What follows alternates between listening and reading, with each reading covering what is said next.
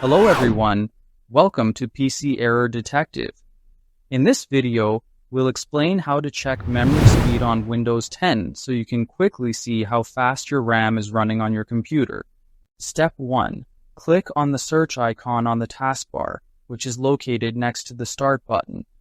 This search feature helps you find system tools and apps without browsing through menus. Step 2. Type CMD in the search box. This allows Windows to locate the command prompt, a built-in utility used for running system commands.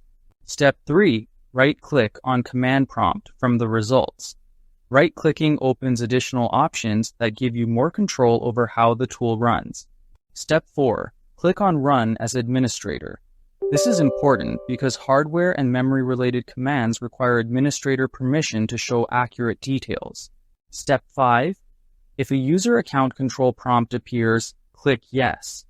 This confirms that you allow the command prompt to make system-level changes or retrieve system information. Step 6. Type wmic memorychip get speed and press Enter. This command asks Windows to display the speed information of the installed RAM modules.